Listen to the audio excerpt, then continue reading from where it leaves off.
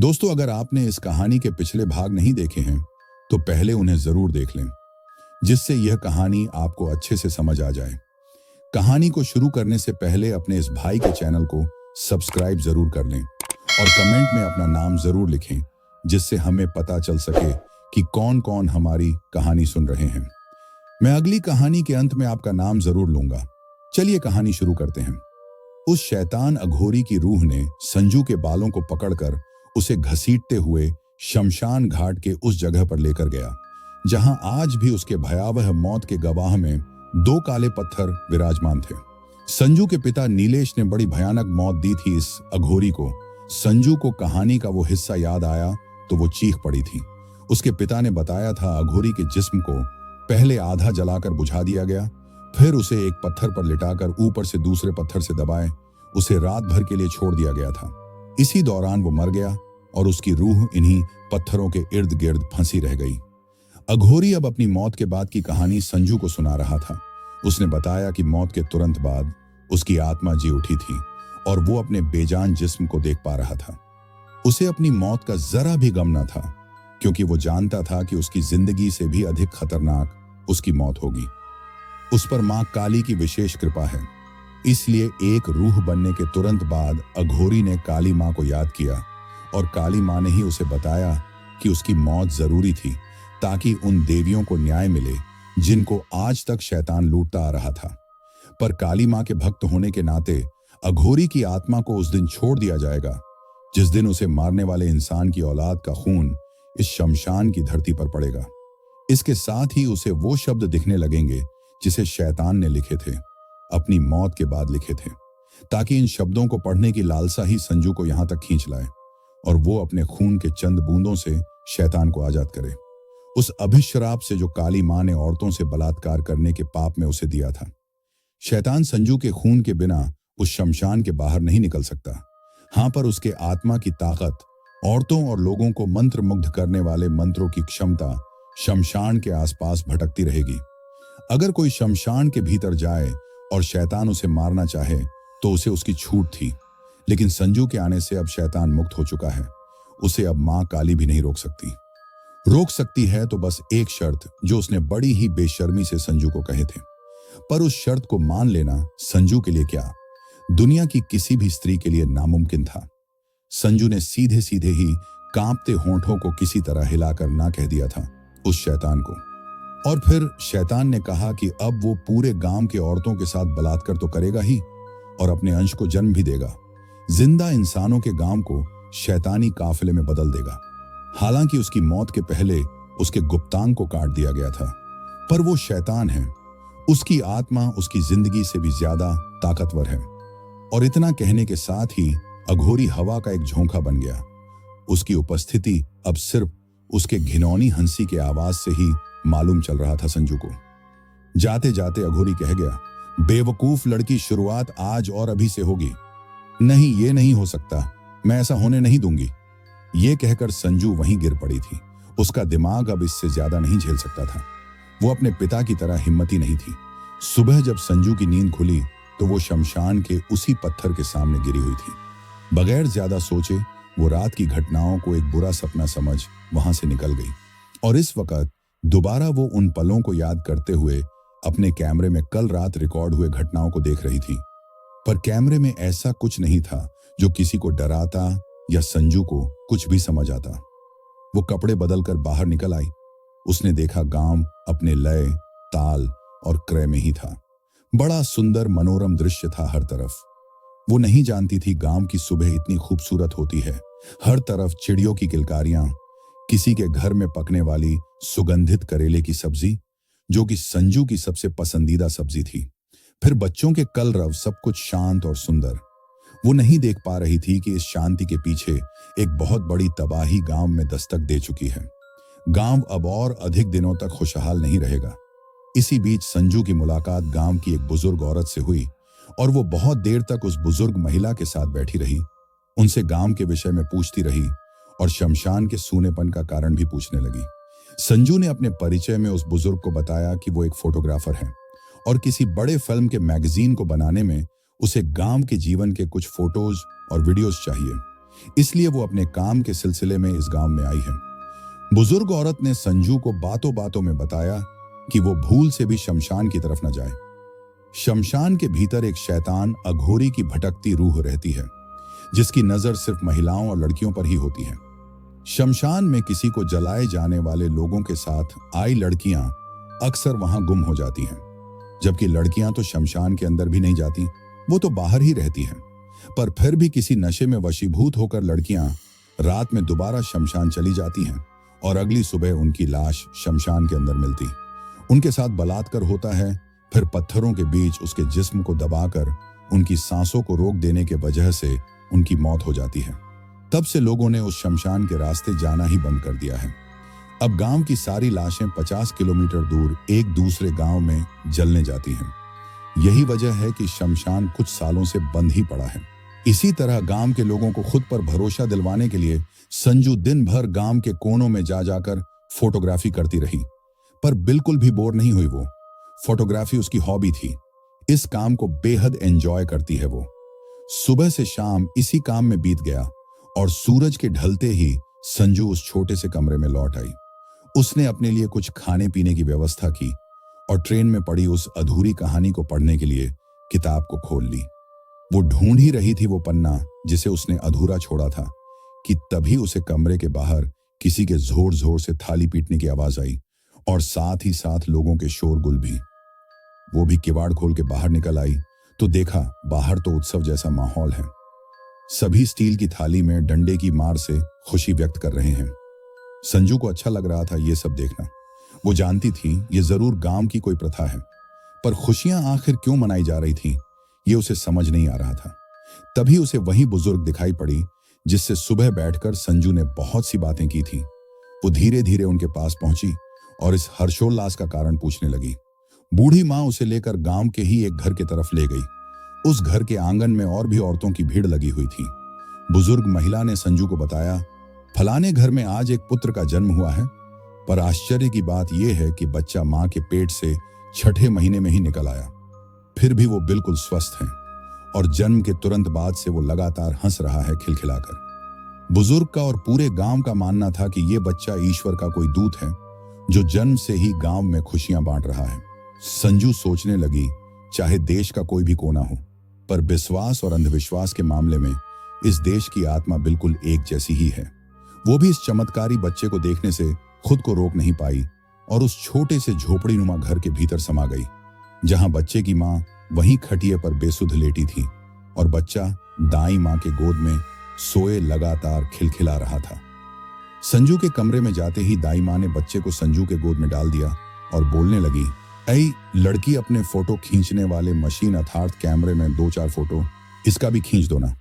संजू भी मुस्कुराते हुए बच्चे को गोद में लिए उसे पुचकारने लगी। तभी उसे कुछ अजीब एहसास हुआ।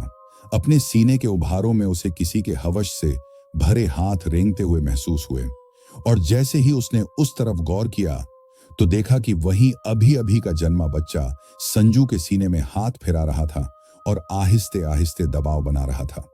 अभी संजू कुछ समझ भी नहीं पाई थी कि उसने देखा बच्चे के खिलखिलाते मुंह के भीतर 2 नुकीले दांत उभर आए और बड़ी तेजी से उसने अपने दांत संजू के सीने में चुभो दिए। एक छोटा सा बच्चा जो अभी महज कुछ मिनटों पहले ही जन्मा है, उसके छुअन में भला हवश कैसे हो सकता है। संजू के उस बच्चे के खिलखिलाहट के बीच उसके मुंह में 2 नुकीले दांत उभरे और दूसरे ही पल उसने संजू के वक्षों में अपने दांत गड़ा दिए। संजू चीख उठी थी और झट से बच्चे को उस दाई मां के गोद में रख दिया था उसने। उसके इस हरकत पे किसी ने ज्यादा ध्यान नहीं दिया और वो अभी भी लगातार उसी बच्चे को एकटक देख रही थी। क्या बच्चे की ये हरकत शैतान के आगमन का संदेश दे रही है? क्या इसलिए बच्चा 3 महीने पहले ही अपने मां के गर्भ से निकल आया? क्या ये अघोरी का ही अंश है? अगर ये सच है तो फिर गांव तो सच में मुश्किल में पड़ जाएगा और इसकी वजह होगी सिर्फ संजू। नहीं, वो ऐसा नहीं कर सकती। कुछ तो तोड़ उसे निकालना ही होगा। वो हाथ पर हाथ धरे यहां बैठ नहीं सकती। उसी ने शैतान को जिंदा किया है तो शैतान का अंत भी उसके ही हाथों होगा। आंखों में दहशत और दिमाग में कई तरह के सवाल लिए संजू वापस उस कमरे में लौट आई। रात में भी वो करवटें बदलती रही। उसकी आंखों से नींद कोसों दूर थी। वो सोच रही थी कोई तो एक कड़ी मिले, कुछ तो उसे भनक पड़े और वो उन्हीं रास्तों के सहारे अघोरी के अंत तक पहुंच पाए। अभी रात का पहला ही पहर बीता होगा। संजू अभी भी जगी थी कि उसे लगा जैसे उसके खिड़की के किवाड़ों के पास कुछ लोग आपस में बातें कर रहे हैं। वो खिड़की पर कान गड़ाए उनके कानाफूसी को सुनने की चेष्टा करने लगी, पर उधर से कुछ भी ऐसा नहीं सुनाई दे रहा था जिससे कि उसे पता चल पाता कि आखिर किस विषय में बातें हो रही हैं। संजू अभी भी कान खिड़की में ही गड़ाए खड़ी थी। उसके मन में ऐसे विचार आ रहे थे कि शायद रात के अंधेरे में उसके कमरे के खिड़की के बाहर इस तरह फुसफुसाते लोग चोरों का कोई दल है जो संजू को अकेला जान उसके रुपये चुराने आए हैं। उसका दिल धक धक कर रहा था। वो सांस रोके वहीं जड़ हो चुकी थी। हो ना हो वो जरूर चोरों का ही कोई दल है। अघोरी के खौफ से ज्यादा उसे अब चोरों से डर लग रहा था। अभी कुछ ही पल बीते होंगे कि उंगलियों की हड्डियों से कोई बेहद आहिस्ता आहिस्ता संजू के दरवाजे को पीट रहा था। अब संजू का शक यकीन में बदल रहा था। वो चाहती थी कि वो दरवाजा ना खोले, पर थोड़ी ही देर में उसे बाहर छोटे बच्चों के रोने की आवाजें आने लगी। जो होगा देखा जाएगा, ये सोचकर उसने दरवाजा खोल दिया और दरवाजे के उस पार करीब 6-7 लोग खड़े थे। देहाती वेशभूषा में बेहद डरे हुए लोग। उनमें से 3 लोगों के गोद में छोटे बच्चे सोए हुए थे और करीब 7-8 साल के बच्चे भी अपने पिता के हाथ को थामे डरी डरी नजरों से टुकुर टुकुर संजू को ही देख रहे थे। संजू के सवालिया आंखों को देखकर झुंड में से एक आदमी आगे बढ़ा और संजू के कानों के पास आकर कहने लगा, मैडम आप ही अहमदाबाद से आए हैं क्या? जी मैं ही संजू, अहमदाबाद से फोटोग्राफी के काम से आई हूं। क्या हुआ, कोई बात है क्या? गले में बढ़ रहे पानी के तलब को किसी तरह थूक निगल कर राहत देते हुए कहा था संजू ने। उसके हर शब्द में डर झलक रहा था। फिर झुंड में से उसी आदमी ने कहा, हमें बचा लीजिए, हमारी पत्नियां गांव के शमशान में फंस गई हैं और अंदर बैठा कोई भूत आपकी तलाश में है। वो कहता है अगर आप वहां जाएंगी तो वे हम सब की पत्नियों को छोड़ देगा। हमारे छोटे छोटे बच्चे हैं, आप चलिए, शायद आपको देखकर वो हमारी स्त्रियों को छोड़ देगा। संजू को मामला अब कुछ कुछ समझ आ रहा था। उसने घर का दरवाजा बंद किया और सबको लेकर शमशान की तरफ आगे बढ़ने लगी। हालांकि इस दौरान भी संजू के पैर कांप रहे थे और उसका मन ये सोच सोच कर डर रहा था कि आज ना जाने वो शैतान अघोरी उसे अपने कौन से भयानक रूपों से रूबरू करवाएगा। वो बहुत कुछ पूछना चाहती थी उन अनजान लोगों से, पर उसके होंठ किसी ऑटोमेटिक मशीन की तरह लगातार थरथरा ही रहे थे। कुछ पूछना शुरू भी करती तो शब्द थरथराहट के साथ अंदर ही दब जाते। आखिर उसने सोचा कि वो वहां जाकर ही मामले को समझेगी। इस तरह महज कुछ ही मिनटों के उपरांत अब संजू और बाकी के लोग शमशान के सीमा के सामने ही थे। संजू ने देखा शमशान के बाहर भी 1-2 लोग खड़े हैं। एक कम उम्र 18 या 19 साल लड़का भी था और उसके इर्द गिर्द शायद इन मुसाफिरों का सामान भी था। कपड़ों के बड़े बड़े बैग थे। संजू ने उन लोगों से कहा कि वे वहीं बाहर इंतजार करें, वो उनकी घरवालियों को सही सलामत बाहर ले आएगी। इसी के साथ संजू आहिस्ते आहिस्ते शमशान के अंदर चली गई और पल भर में वो बाहर खड़े लोगों के आंखों से ओझल हो गई। शमशान के भीतर जाते ही उसे औरतों के रोने धोने की आवाजें आने लगी और उसने अपनी चाल तेज कर दी। शमशान के उस हिस्से में जहां काले पत्थर अघोरी के मौत की दास्तान सुनाती है, उसके पास ही औरतें खड़ी हैं और शैतान लापता है। संजू आंखें घुमाकर उस भयानक चेहरे वाले शैतान की तलाश कर रही थी कि तभी उसे उसके पीठ में किसी के गर्म सांसों का आभास हुआ और झट वो पीछे मुड़ी तो अघोरी उसके सामने ही था। वहीं भयंकर शक्ल, वहीं हवश से भरी आंखें और वहीं काले दांत। संजू चीखते हुए दूर हट गई थी और शैतान और जोर से हंसते हुए संजू के ओर करीब आ गया था। संजू को वहां देखकर अघोरी ने उन सब औरतों को बाहर जाने को कह दिया और खुद संजू के बालों को पकड़कर उसे खींचते हुए फिर उसी पत्थर पर पटक दिया।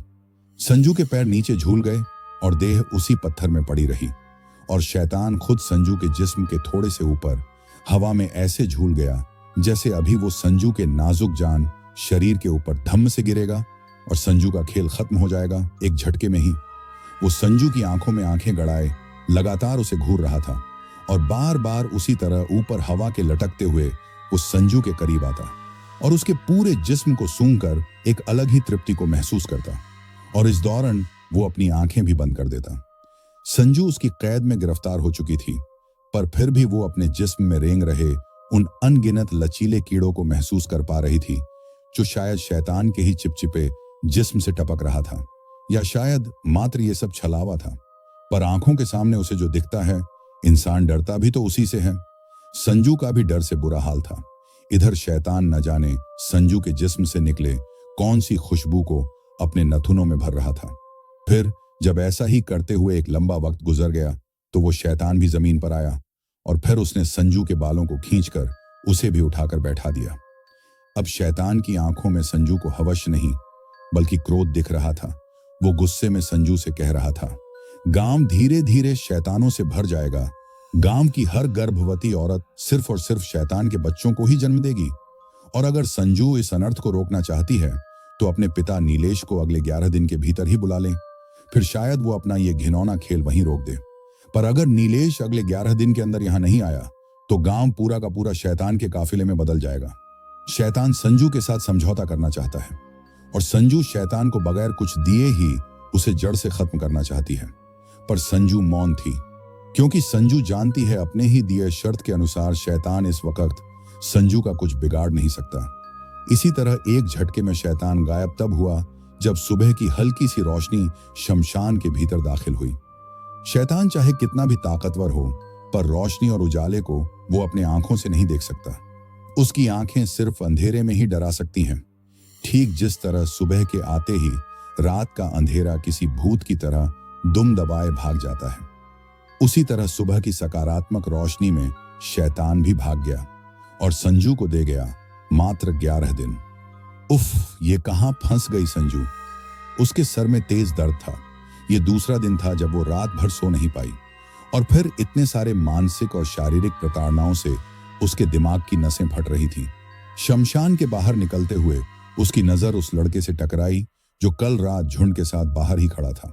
वो संजू को देखते ही उसके पास दौड़कर आया और किसी रेडियो की तरह बोलने लगा, आप ठीक हो? मैं रात भर यहीं बैठा रहा। मेरे सभी बड़े भैया गांव चले गए और उन्होंने ही आपके खबर के लिए मुझे यहां रुकने को कहा। आप ठीक है ना? लो पानी पियो। इतना कहकर उसने एक बिस्लेरी का बोतल संजू के तरफ बढ़ाया। संजू भी जबरदस्त प्यासी थी। उसने तुरंत ही बोतल उस लड़के के हाथों से लिया और एक ही घूंट में वो आधे से ज्यादा पानी पी गई। पानी का गले से उतरने के दौरान ही संजू को समझ आया कि बोतल जरूर बिस्लेरी का ही था, पर उसके भीतर का पानी पास के ही किसी हैंडपंप से भरा गया था, क्योंकि पानी में अत्यधिक आयरन की मौजूदगी से उसको समझ आ रहा था। खैर, सूखे कंठ के लिए वो पानी किसी अमृत से कम नहीं था। पानी पीने के थोड़े देर बाद ही संजू के दिमाग ने चलना शुरू कर दिया, और अब वो सारे सवाल उस लड़के से पूछ लेना चाहती थी, जो कल रात डर और घबराहट के वजह से उन लोगों से नहीं पूछ पाई थी। उसने सबसे पहले उस लड़के का नाम पूछा, तो लड़के ने बताया कि वो पवन है। फिर संजू उसे लेकर गांव के शिव मंदिर में आ गई और फिर उसके आगे सवालों की झाड़ियां लगा दी। इधर लड़का शायद जीवन में पहली बार किसी लड़की के साथ अकेला बैठा था, वो भी शहर की एक खूबसूरत लड़की जो कि शायद उसी की हमउम्र थी, इसलिए शर्म में लाल पीला हुआ जा रहा था। गांव वाले भी उन दोनों को अजीब सी नजरों से घूरते हुए जा रहे थे, पर संजू कहां जानती थी कि इस तरह बस एक लड़के के साथ खुलेआम गांव के मंदिर में बैठ जाना भी गांव वालों के लिए एक कौतूहल का विषय हो जाता है। गांव की औरतें शिव जी के माथे में जल ढालते हुए भी तिरछी नजर से दोनों को ही देख रही थीं। संजू गांव के पवन से बेझिझक पूछ रही थी कि वे सब लोग कौन थे जो कल उसके साथ मौजूद थे, और कैसे उन्होंने जाना कि संजू कहाँ रहती है। कल रात वे कैसे उनके झुंड की औरतें उस अघोरी के कैद में फंस गई थीं, वगैरह वगैरह संजू के अनगिनत सवाल। बीच बीच में जब संजू हिंदी के साथ साथ अंग्रेजी शब्दों का भी इस्तेमाल करती, तो वो लड़का उदास हो जाता और फिर दोबारा वो उन शब्दों का मतलब पूछता। इसी तरह जब वो लड़का जवाब देते वक्त अपने स्थानीय भाषा का उपयोग करता, तो उस वक्त संजू भी खिलखिलाकर हंस पड़ती और उससे उन मैथिली शब्दों का अर्थ पूछती। पवन भी अब थोड़ा सा सामान्य नजर आ रहा था, और संजू तो जैसे उससे बात करते वक्त शैतान तक को भूल चुकी थी। खैर, पवन ने जवाब में बताया कि वो भागलपुर के नाथनगर गांव का है, जो कि कजरैली गांव से करीब 13.5 किलोमीटर आगे पड़ता है, और पेशे से वे लोग बुनकर हैं। रेशम के धागे बुनते हैं, फिर उनमें रंगाई करके उनके कपड़े भी तैयार करते हैं। पर गांव में संसाधनों और आधुनिक मशीनों की कमी की वजह से उनके हाथ खराब हो जाते हैं। इतना कहने के साथ ही वो अपने दोनों हथेलियों को संजू के आगे फैला देता है और संजू चौंक पड़ती है। भोला सा चेहरा, गहरी भूरी भोली आंखें, पतला पर मजबूत देह और सुरीली आवाज के पीछे छुपे ये हाथ तो संजू देख ही नहीं पाई थी। उसने देखा पवन के हाथों में कई सारे गहरे निशान थे, जैसे किसी धारदार पतले चाकू से उसके हाथ पर अनगिनत बार चीरा लगाया गया हो। ये शायद रेशम के धागों के घर्षण के वजह से ऐसा हो गया था और कहीं कहीं तो घाव भी बन गया था। और उन्हीं घाव के दरारों के बीच फंसे थे वो रंग जो शायद धागों में चढ़ाया जाता है। पूरा हाथ खुरदुरा और दर्द से भरा। उसके दयनीय हालत पर संजू को भी दुख हो रहा था। आगे पवन ने बताया कि रेशम के धागे से उसे कपड़े में बदलते हुए बेहिसाब मेहनत और समय खर्च होता है, पर इसके बावजूद उन्हें इनके उचित दाम नहीं मिलते। गांव में बाजार के अभाव में उन्हें कपड़े छोटे व्यापारियों को औने पौने दाम में ही बेचने पड़ते हैं, जिससे कि उन्हें काफी नुकसान होता है। और बेहिसाब मेहनत करने के बावजूद ना तो वे इस गरीबी से ऊपर उठ पा रहे थे, ना ही कर्ज से बाहर निकल पा रहे थे। नाथनगर गांव का हर घर इन समस्याओं से परेशान है। गांव की 95% जनसंख्या सरकार से नाराज है, क्योंकि सरकार उनके इस दयनीय हालात पर रत्ती भर भी गौर नहीं करती। कल झुंड में जो भी लोग थे वे सारे इसी व्यवसाय के हैं। पवन बता रहा था, मैं भी अपने बड़े भैया और भाभी के साथ रहता हूं और बहुत ही कम उम्र से, शायद 8 या 9 वर्ष का रहा होऊंगा, तब से अपने भैया की मदद के लिए ये काम कर रहा हूं। कल हम सारे लोग अपने हाथों से बनाए कपड़ों को भागलपुर बाजार में बेचने आए थे, क्योंकि दशहरा का समय चल रहा था तो कपड़े भागलपुर बाजार में अच्छे दाम से बिक जाते हैं। पर रात जब गांव लौटते वक्त हमें कोई गाड़ी नहीं मिली तो हम कजरैली गांव के इसी शॉर्टकट रास्ते से होते हुए नाथनगर जा रहे थे। साथ में महिलाएं भी होती हैं, क्योंकि बहुत बड़ी मात्रा में कपड़ों के बैग लिए हमें जाना आना पड़ता है, इसीलिए महिलाएं भी मदद के तौर पर साथ ही होते हैं। सुबह से शाम बाजार में ही गुजरता है, पर कल रात वापसी के वक्त रास्ते में पड़ने वाले इस बंद शमशान के भीतर से झुंड की औरतों ने किसी बच्चे के रोने की आवाज सुनी और उनके भीतर बसी ममता जाग गई। उन्होंने अंदर जाकर बच्चे को ले आने की बात कही, पर आश्चर्य, हम पुरुषों में से कोई भी किसी बच्चे के रोने की आवाज नहीं सुन पा रहे थे। हम सब ने औरतों को शमशान के भीतर जाने से मना भी किया, पर उनके मन की ममता ने उनकी एक न सुनी और एक एक कर सारी औरतें शमशान के भीतर चली गईं। पर जब बहुत देर तक वे नहीं लौटी, तब हम में से एक पुरुष अंदर गया तो उसके होश ही उड़ गए। उसने भीतर हवा में लटक रहे उस अघोरी को साफ साफ देखा। अघोरी ने ही उससे कहा कि गांव में एक अहमदाबाद से लड़की आई है, उसे अगर बुलाकर हम यहां ले आए तो वे हमारे झुंड की स्त्रियों को जाने देगा, नहीं तो वो एक एक कर सभी औरतों के साथ दुष्कर्म करेगा और उनके गर्भ के माध्यम से अनेकों शैतान को जन्म देगा। यही वजह थी कि झुंड के आधे लोग आपकी तलाश में गांव के अंदर गए थे और गांव के लोगों से पूछकर उन्होंने आपके घर का पता मालूम किया था। पर हम सब नहीं जानते कि वो अघोरी आखिर आपकी तलाश क्यों कर रहा था। इसलिए आपकी सुरक्षा के चिंता में ही मुझे हमारे झुंड के लोगों ने वहां ठहरने को कहा था, ताकि आप जब भी वहां से बाहर निकलें तो मैं आपको सही सलामत आपके घर तक छोड़ आऊं।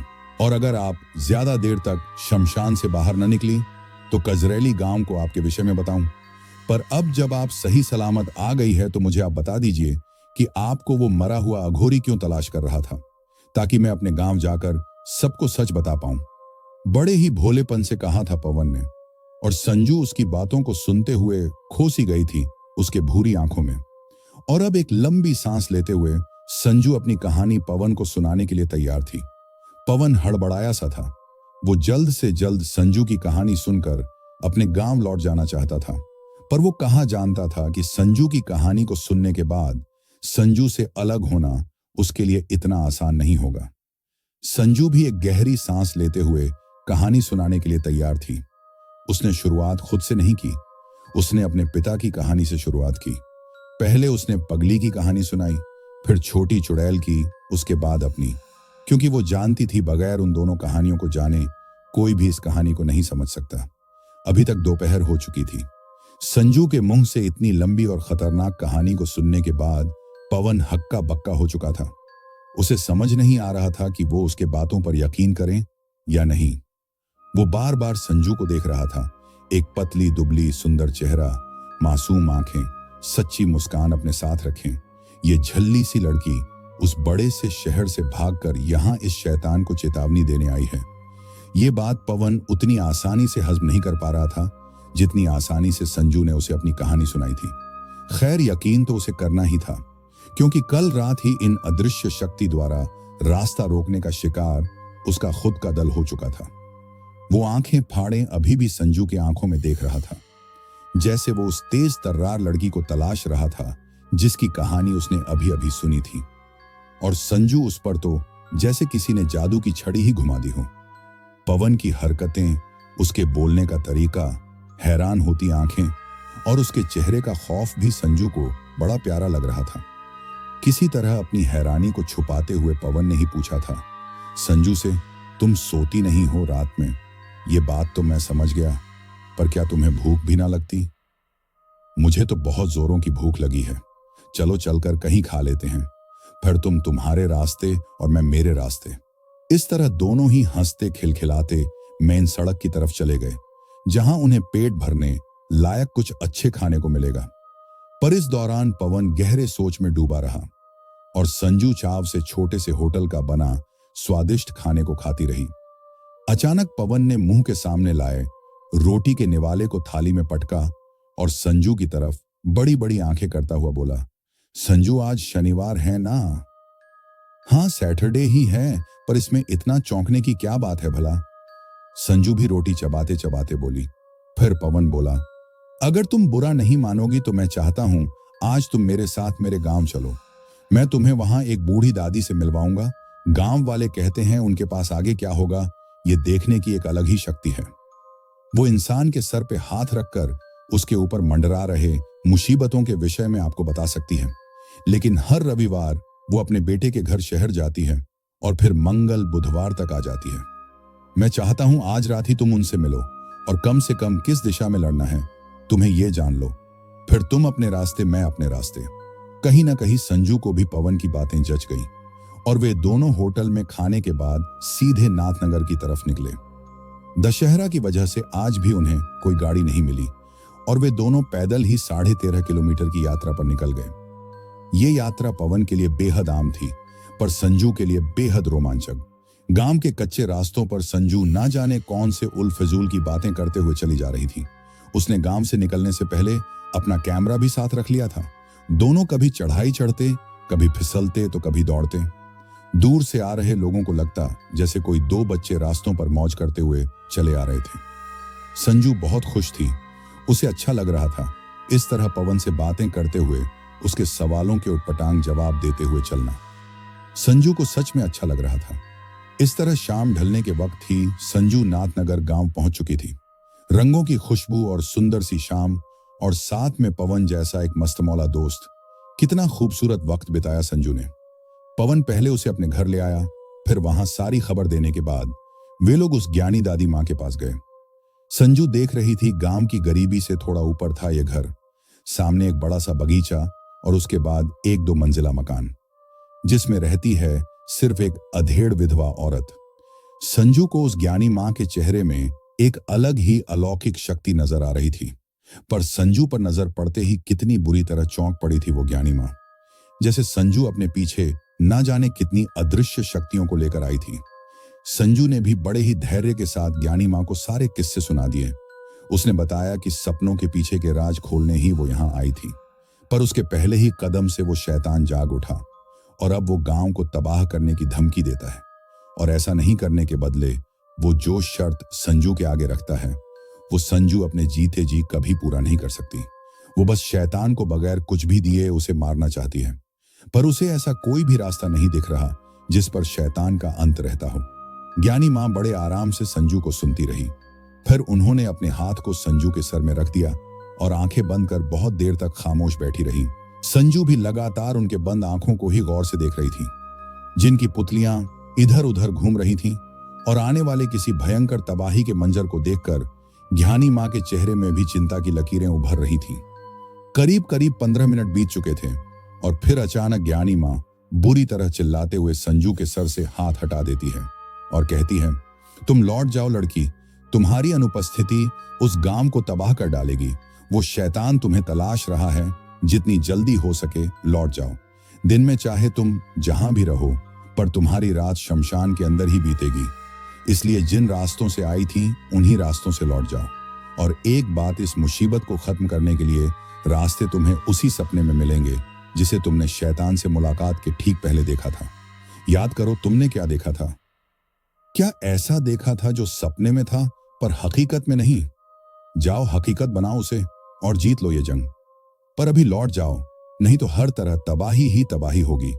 संजू तो ज्ञानी मां की बातों को मुंह फाड़े सुन रही थी, पर ज्ञानी मां की बातों को काटते हुए पवन ही बीच में बोल पड़ा। पर ज्ञानी मां, ये इतनी रात में कैसे जाएगी? जाना तो होगा।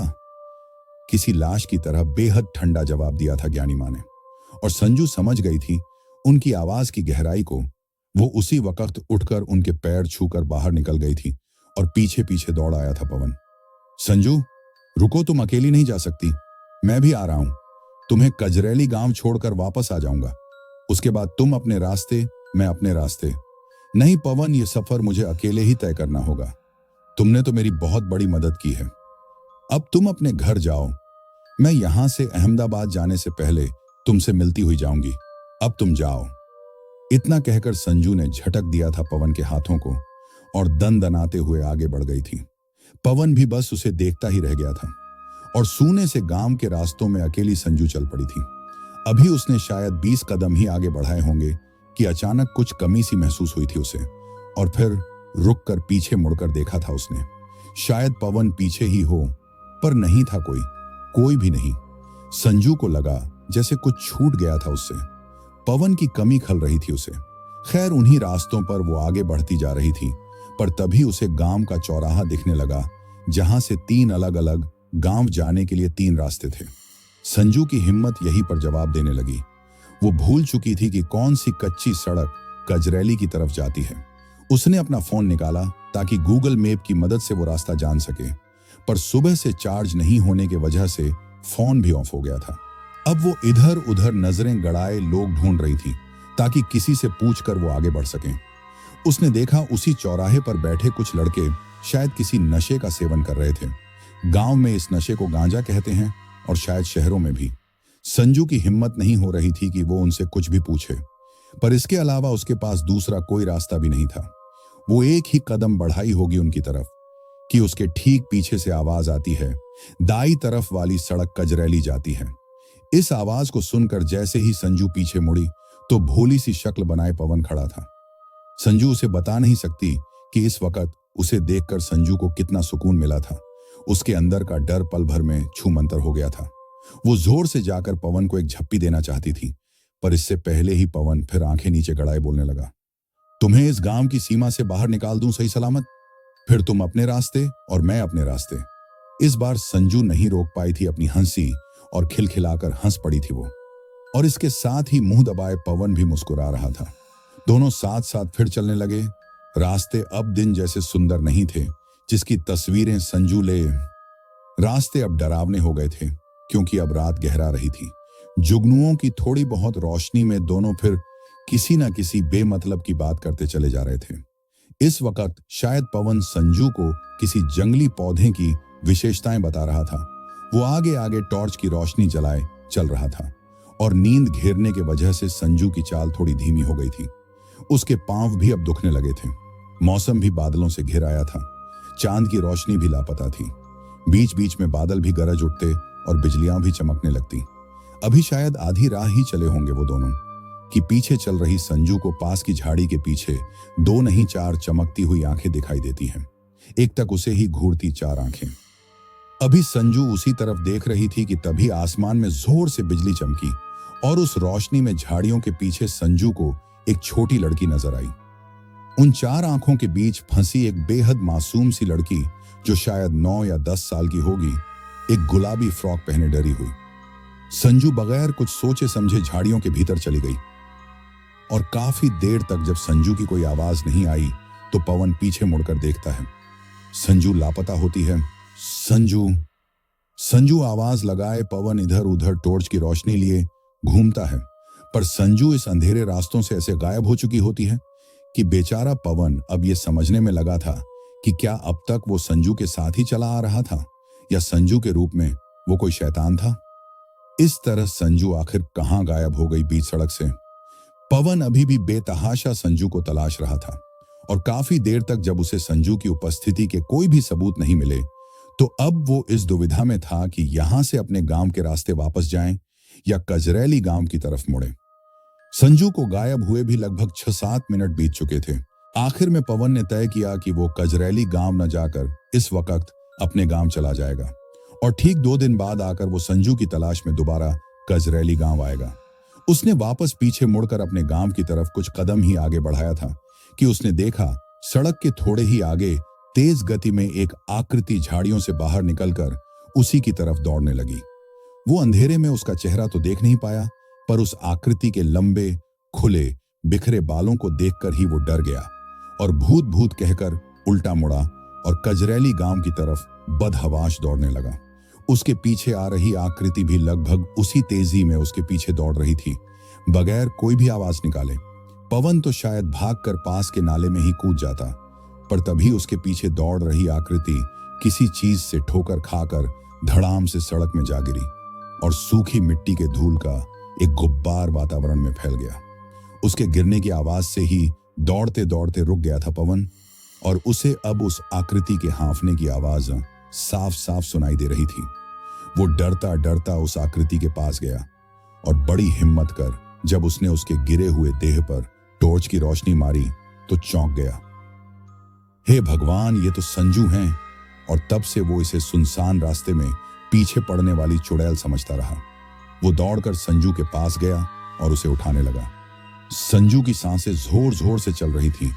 बुरी तरह डरी हुई थी वो, पर पवन का सहारा पाते ही वो उठ खड़ी हुई।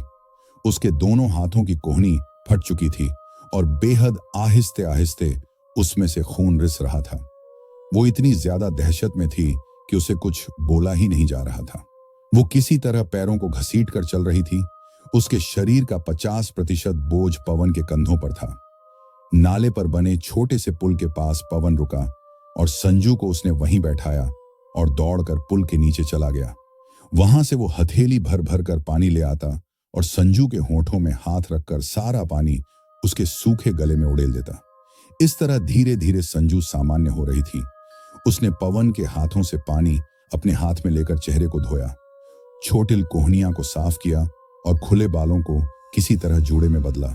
फिर उसने बताना शुरू किया, पवन, वो उन दोनों आंखों ने मुझे पागल बना दिया। वो छोटी सी बच्ची का बलात्कार कर रहे हैं। 2 लोग।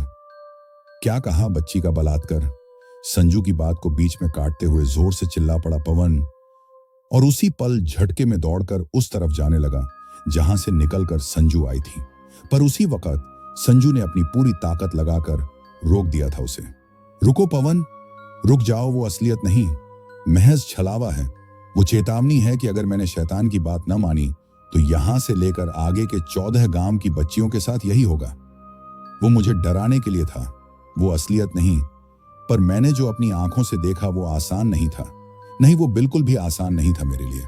उस छोटी सी बच्ची का चेहरा मेरे लिए असहाय है, उसका दर्द। मैं ऐसा नहीं होने दूंगी पवन। शैतान की जिद मुझे पूरी करनी ही होगी। फूट फूट कर रो रही थी संजू और पवन उसके इस हालत पे बहुत दुखी था। एक ही दिन में उसे लगाव हो गया था इस लड़की से। उसने संजू के कंधों को पकड़कर उसे उठाया और बोलने लगा, चलो संजू, गांव की तरफ चलो। मध्य रात्रि का वक्त है, बारिश होने के आसार भी नजर आ रहे हैं और शैतान के अलावा इस इलाके में कई तरह की बुरी आत्माओं का भी डेरा है। हमें जल्द से जल्द गांव पहुंचना चाहिए। संजू भी अब उसके साथ साथ उसका हाथ थामे चल रही थी। ना चाहते हुए भी वे पल उसके आंखों के आगे तैर जा रहे थे, जिसे उसने अभी कुछ देर पहले ही उन झाड़ियों के पीछे देखे थे। कैसे शून्य सी हो गई थी वो, ना ही हिल पा रही थी ना ही कुछ और, आवाज भी लापता। और वो बच्ची कौन थी? वो भी महज छलावा ही थी। फिर क्योंकि उसकी वो पनीली आंखें संजू को अभी तक चैन नहीं दे रही। कितने क्रूर थे वो 2 लोग जिन्होंने उस मासूम सी बच्ची के साथ इतना घिनौना कृत्य किया। और बच्ची के शरीर से बहता वो लाल खून, ओह, नसें फट जाएगी उसकी। संजू ने जोर से अपने सर को पटका और बड़ी ही उदासी से उसने पवन को पूछा, और कितनी देर चलना है हमें? कितनी दूर है और गांव? बस और करीब करीब 2 किलोमीटर। पवन ने भी नपा तुला जवाब दिया था और फिर भोर होने से पहले ही दोनों गांव पहुंच चुके थे। पवन कजरैली गांव में रहने वाले अपने दोस्त के एक बड़े भैया के घर चला गया और संजू अपने उसी किराए के कमरे में चली गई। पवन ने कहा कि आज दोपहर वो वापस अपने गांव चला जाएगा। जाने से पहले वो संजू से मिलेगा आखिरी बार, और फिर वो अपने रास्ते, संजू अपने रास्ते।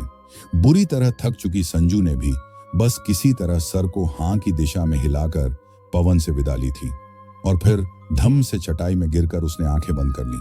उसे ऐसा लगा जैसे पलकों के ऊपर ही बैठे सपने ने उसे तुरंत ही नींद के आगोश में भर लिया। अब संजू सपनों में थी। बड़े बड़े जंजीरों से बंधे थे उसके दोनों हाथ और शमशान की सूखी मिट्टी में बैठी थी वो। उसके आसपास किसी को जलाए जाने की भयंकर बदबू आ रही थी। उसे याद आ रहा था एक बार अहमदाबाद में भयंकर तूफान आने की वजह से बिजली गुल हो गई थी। तभी वो 10वीं में थी और पढ़ाई जरूरी थी, इसलिए वो मोमबत्ती की रोशनी में बैठकर पढ़ रही थी। अक्सर उसकी नींद पर उसका बस नहीं होता था। पलकों में बैठे सपने उसे किसी भी वक्त नींद के आगोश में ले जाते थे। उस दिन भी पढ़ते पढ़ते ही उसे नींद आ गई और उसका सर नीचे की ओर झुक गया था। उसके बाल मोमबत्ती की आग में जलने लगे थे और फिर जब उसके नाक में जलने की बदबू पहुंची तब उसकी नींद खुली। उसने देखा उसके सर के आगे के बाल झलकर खत्म हो चुके थे और किसी एलियन सी दिख रही थी वो। रोहन भैया कितने दिन चिढ़ाते रहे थे उसे, चुड़ैल बन गई एलियन। आज भी जंजीरों में फंसी संजू को ठीक वैसी ही जली जली सी बदबू आ रही थी, पर इन सबसे ज्यादा खतरनाक था शैतान की आंखें जो लगातार उसे ही घूर रही थी और उसकी हंसी जैसे कानों में गर्म शीशा बनकर पिघलती है। वो धीरे धीरे संजू के पास आ रहा था। उसकी आंखों में सिर्फ और सिर्फ हवस शामिल था। संजू न जाने क्यों नहीं डर रही थी अब शैतान से। पता नहीं कौन सी चीज थी जो उसे हिम्मत दे रही थी। शैतान भी अपने घिनौने और विभत्स रूप से संजू को डराने की हर संभव कोशिश कर रहा था। कभी अपने काले दांत दिखाता तो कभी अपने जिस्म के लोथड़ों को खुद ही चबाने लगता, पर संजू बेखौफ उसे ही देख रही थी। और फिर शैतान के पीछे संजू को धुंधला धुंधला सा नीलेश दिखाई पड़ता है। संजू के हीरो उसके पापा नीलेश। अब उसे समझ आता है कि क्यों शैतान के इतने करीब होते हुए भी उसे डर नहीं लग रहा था, क्योंकि नीलेश की उपस्थिति उसे हिम्मत दे रही थी। पर उस अघोरी को नीलेश की उपस्थिति से कोई फर्क नहीं पड़ता। वो अभी भी लगातार संजू की तरफ बढ़ रहा था।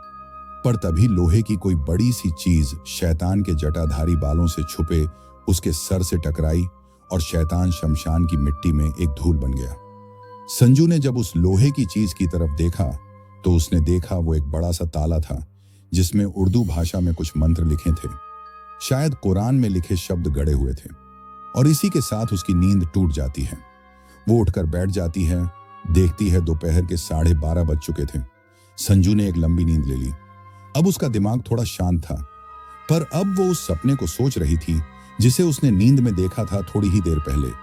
अब उसे वो ज्ञानी माँ की बात भी याद आ रही थी। कोई ऐसी चीज जो सपने में दिखती है पर असलियत में नहीं।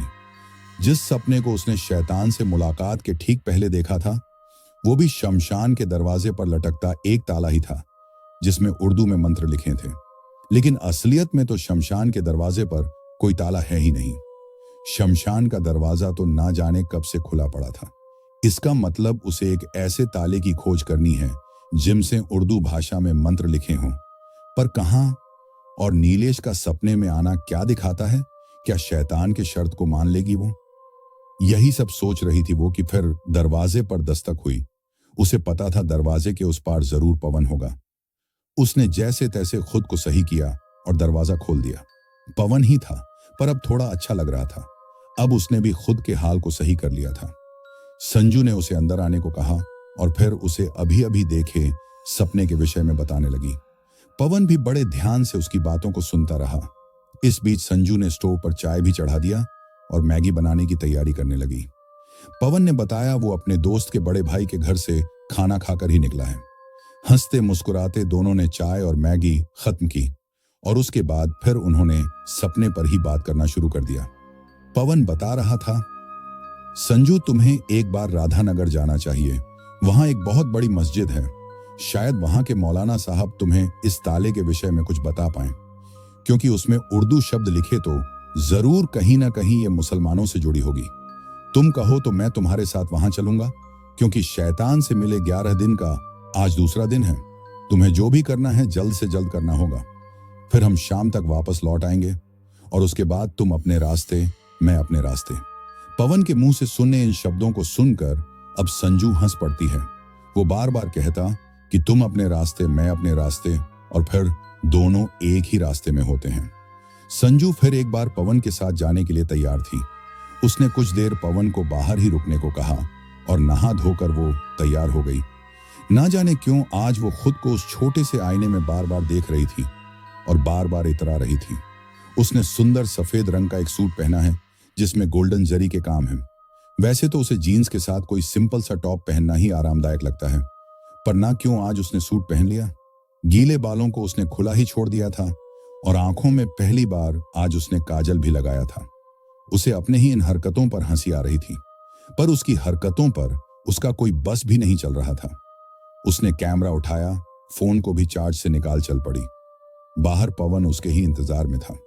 संजू और पवन की नजर जब आपस में टकराई तो पवन देखता ही रह गया और सोचने पर मजबूर हो गया कि क्या ये वही संजू है जो थोड़ी देर पहले ही धूल सने बालों के साथ उसके साथ बैठी मैगी खा रही थी, या फिर ये संजू के रूप में कोई चुड़ैल है जो उसे रूप जाल में फंसाने आई है।